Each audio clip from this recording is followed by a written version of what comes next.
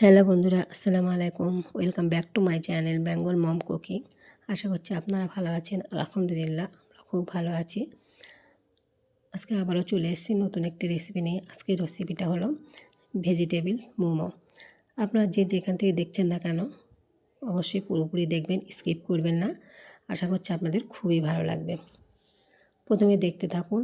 আমি প্রথমে কয়েকটি ভেজিটেবল নিয়েছি, সবজি নিয়েছি। আপনারা চাইলে কিন্তু আরও সবজি দিতে পারেন, কিন্তু এটা আমি দিয়েছি গাজর, ক্যাপসিকাম, কাঁচা পেঁয়াজ আর ঝাল দিয়েছি, আর পাতাকপি দিয়েছি। এগুলো দিয়েই আমি আজকে তৈরি করব। আপনারা চাইলে কিন্তু আরও সবজি দিতে পারেন। শীতের সবজি মানে অনেক রকম সবজি পাওয়া যায়, আপনারা চাইলে দিতে পারেন, কিন্তু আমি এগুলো দিয়েই করছি। আমার হাতের কাছে যেগুলো ছিল সেগুলো দিয়েই করছি। প্রথমে আমি পাতাকপিগুলো একটু চপ করে নিয়েছি। এটা কিন্তু চাকুর সাহায্যে এবং বটির সাহায্যে কিন্তু কুচি কুচি করে নেওয়া যাবে, কিন্তু আমি ওটা করলাম না। আমি একটু চপারের সাহায্যে চপ করে নিয়েছি। চপটা করলে কিন্তু এটা তাড়াতাড়ি হয়, চপারের সাহায্যে চপ করলে তাড়াতাড়ি হয়। ওই জন্য কিন্তু আমি এটা এর মধ্যে দিয়েই চপ করে নিচ্ছি। তারপরে প্রথমে পাতাকপিটা চপ করা হয়ে গেছে, তারপরে আমি এগুলো দিয়েছি। এগুলো দিয়েও ভালো করে আমি এগুলো চপ করে নেব। এরকম চপ করে নিলে কিন্তু খুব সুন্দর লাগে দেখতে, যেরকম সুন্দর লাগে খেতে কিন্তু খুব সুন্দর টেস্টি হয়, আর ভালো তাড়াতাড়ি কিন্তু এটা সেদ্ধ করা হয়ে যায়। একটু ভাজা ভাজা মতো করতে হয়। তার মধ্যে আমার কিন্তু এগুলো সব কিছু চপ করা হয়ে গেছে। দেখতেই পাচ্ছেন কত সুন্দর, কত সহজে চপ করা হয়ে গেল এটা। তারপরে আমি চুলায় চলে এসেছি, একটু প্যান বসিয়ে দিয়ে প্রথমে অল্প করে আমি সাদা তেল দিয়েছি। এটা কিন্তু সাদা তেল দিয়ে কিন্তু তৈরি করতে হবে, এটা কিন্তু সরিষার তেল দিলে কিন্তু হবে না। তারপরে প্রথমেই আমি দিয়েছি একটু কুচি করে রাখা রসুন আর একটু আদা, তারপরে একটু আস্ত জিরা দিয়েছি। জিরাটা কিন্তু দেওয়ার কারণ মুখের মধ্যে পড়লে কিন্তু খুবই সুন্দর টেস্টি লাগে, ভালো লাগে খেতে। রসুন আর আদাটা একটু ভাজা ভাজা হয়ে গেলে জিরাটা দিয়ে ভাজা ভাজা করেই কিন্তু আমি যেগুলো চপ করে রেখেছিলাম এগুলো সব আমি ঢেলে দিচ্ছি এর মধ্যে। ঢেলে দিয়ে একটু নাড়াচাড়া দিয়ে ভালো করে এটা ভাজা ভাজা করে নেব। এর মধ্যে কিন্তু একটুও পানি দেওয়া যাবে না, পানিটা দিলে কিন্তু ভালো হবে না, পানি দেওয়া যাবে না। তারপরে এর মধ্যে এমনি সবজির মধ্যে থেকে পানি বার হবে, পানি দেওয়ার কোনো দরকারই নেই। প্রথমে আমি নুন দিয়েছি, তারপরে একটু হলুদের গুঁড়ো দিয়েছি, তারপরে ধনিয়া দিয়েছি। আর আমি আস্ত জিরে দিয়েছিলাম বলে জিরের পাউডারটা দিলাম না। আগে তো একটু কাঁচা ঝাল দিয়েছি, যেহেতু বাচ্চারা খাবে, তার জন্য বাচ্চারা খেলে কিন্তু ঝালটা স্কিপ করতে পারে। তার মধ্যে কিন্তু আমি গুঁড়ো ঝালটাও একটু দিয়েছি, আর একটু ম্যাগি মশলা দিয়েছি। ম্যাগি মশলা দিলে কিন্তু সেন্টটা খুব সুন্দর বার হয়, টেস্টিও হয় সুন্দর। ওই জন্য দিয়ে এটা ভালো করে আমি ভাজা ভাজা করে একটু সিদ্ধ করে নিয়েছি। বেশি সিদ্ধ করার কিন্তু কোনো দরকারই নেই, একটু নরম হয়ে আসলে কিন্তু এটা তৈরি হয়ে যাবে।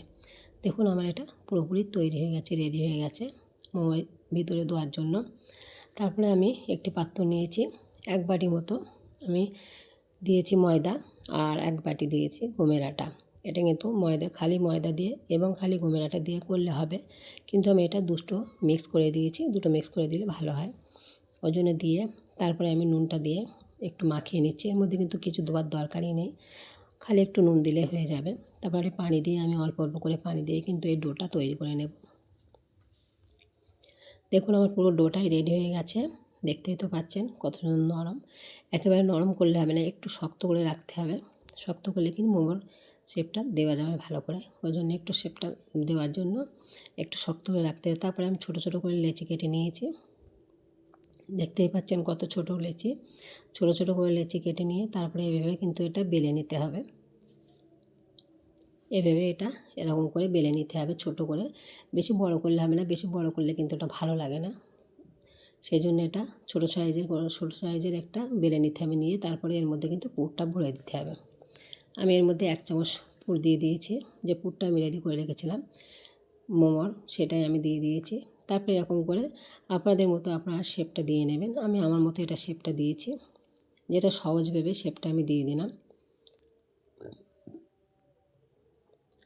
এভাবে আমি সবগুলো কিন্তু বানিয়ে নেব।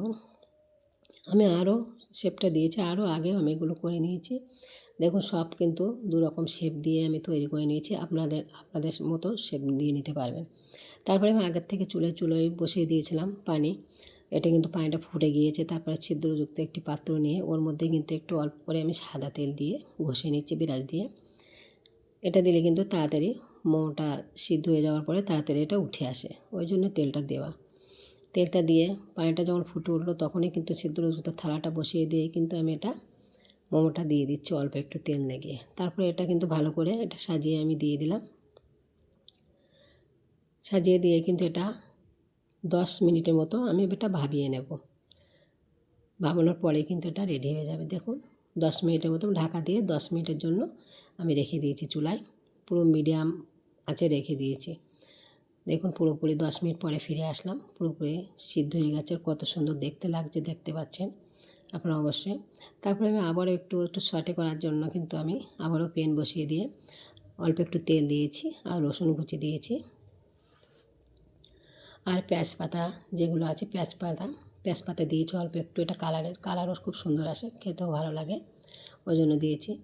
তারপর রসুনটা একটু লাল লাল হয়ে আসলে সয়া সস দিলাম 2 চামচ মতো সয়া সস দিয়েছি। আর টমেটো সস একটু বেশি করে দিতে হবে, 2 থেকে 3 চামচ মতো আমি টমেটো সস দিয়ে দিয়েছি। আপনারা চাইলে কিন্তু এখানে কিন্তু কর্নফ্লাওয়ার গুলে দিতে পারেন, কিন্তু আমি কর্নফ্লাওয়ারটা দিলাম না। কর্নফ্লাওয়ারটা দিলে কিন্তু একটু গাঢ় গাঢ় ঝোল মতো হয়, কিন্তু আমি সেটা দিলাম না। সেই জন্য কিন্তু আমি এটা দিয়েই তৈরি করে নিচ্ছি। কর্নফ্লাওয়ারটা না দিলেও চলবে, কর্নফ্লাওয়ারটা না দিলেও চলবে, কিন্তু আমি কর্নফ্লাওয়ারটা দিইনি। কর্নফ্লাওয়ারটা দিলে আরও বেশি ভালো হয়। কর্নফ্লাওয়ারটা আমি দিলাম না। আপনারা চাইলে কর্নফ্লাওয়ারটা দিতে পারেন, একটু দুধের মতো করে দিতে পারেন, পানিতে গুলে। আমি এইভাবে দিয়ে এটা আমি এইভাবে মাখিয়ে নেব। মাখিয়ে নিয়ে এভাবে কিন্তু করলে কিন্তু আপনারা চাইলে কিন্তু এভাবেই একটু করে যে কোনো কিন্তু চাটনির সঙ্গে কি টমেটো সস কি যে কোনো সসের সঙ্গে স্যুপ করেও কিন্তু খেতে পারেন। কিন্তু আমি এটা একটু কড়াইতে দিয়ে একটু তাওয়াতে দিয়ে ভালো করে এটা সটে করে নিয়েছি। এরকম করেও খেতে পারেন, ওইভাবে খেতে পারেন, কোনো ব্যাপার নেই। কিন্তু আমি এটা এইভাবে করলাম, খুবই সুন্দর টেস্টি খেতে আর দারুণ টেস্টি হয়েছিল। আপনারা চাইলে কিন্তু এইভাবে অবশ্যই বাড়িতে বানিয়ে খেতে পারেন। আর উপর থেকে একটু তেজপাতা ছড়িয়ে দিয়েছি, একটু দেখতে সুন্দর লাগছে তার জন্য। কিন্তু যা সুন্দর হয়েছিল, টেস্টি হয়েছিল। আপনারা চাইলে অবশ্যই এটা বাড়িতে বানিয়ে খেতে পারেন। আর যারা ভিডিওটি দেখছেন তাদের বলছি আমি, যারা ভিডিওটি দেখছেন আশা করছি আমাদের ভালো লেগেছে। আর যদি ভালো লেগে থাকে আপনারা অবশ্যই লাইক কমেন্ট শেয়ার করে দেবেন আর কমেন্ট করে জানাবেন অবশ্যই ভিডিওটি কেমন লাগলো। দেখতেই পাচ্ছেন কত সুন্দর কালার যেরকম এসছে, খেতেও কিন্তু দারুণ টেস্টি হয়েছিল। এই কাঁটা চামচ সাহায্যে একটু তুলে খেয়ে দেখেছি, কত সুন্দর টেস্টি হয়েছে। দেখতেই পাচ্ছেন ভেতরটাও সেরকম সুন্দর হয়েছে। ভিডিওটা এই পর্যন্তই থাকলো। আল্লাহ হাফেজ।